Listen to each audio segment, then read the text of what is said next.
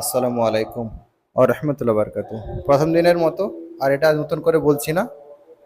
দ্বিতীয়ত আজকে নতুন আইটেম যেটা হয়েছে, প্রত্যেকটা নতুন আইটেম। এর শাক আলুর জুস। দেখো, এটা শাক আলুর জুস। এটা হচ্ছে আখের জুস বা আখের রস। আর আজকে পুরোটাই ভিন্ন হয়েছে, আলাদা আমার খাবারটা। একবার খেয়াল করো, 2 পিস চালের রুটি। একটা হচ্ছে আল্লাহর নবী সাল্লাহ সাল্লাম খেতেন, দুটোই ফেভারিট। একটা হচ্ছে ছাঁচি লাউ চিকেন দিয়ে, আরেকটা হচ্ছে মাশরুম। দুটোই ফেভারিট ছিলেন তিনার। যাই হোক, আর শরীরের পক্ষে তো প্রচুর উপকার, বলে আর বোঝাতে পারবো না সবাইকে। আর পুদিনা পাতা যে ব্যাপারটা থাকে, আজকে দেখো, এই যে জলটা পুদিনা পাতার ভিজিয়ে রেখেছি। প্রায় 8-10 ঘন্টা ভিজিয়ে রাখলে বা 4-5 ঘন্টা ভিজিয়ে রাখলে ওর যে গুণাবলীগুলো জলের মধ্যে চলে যায়, ঠিক আছে। কোনোদিন আমি বেটে খেয়েছি শরবত করে, আর কোনোদিন যদি এটাও ডিটক্স ওয়াটার বলে, এইভাবে তোমরা খেতে পারো, ঠিক আছে। যাই হোক, সময় হয়ে গেল রোজা খোলার সময়। ইনশাল্লাহ নেক্সট দিন আবার তোমাদেরকে দেবো।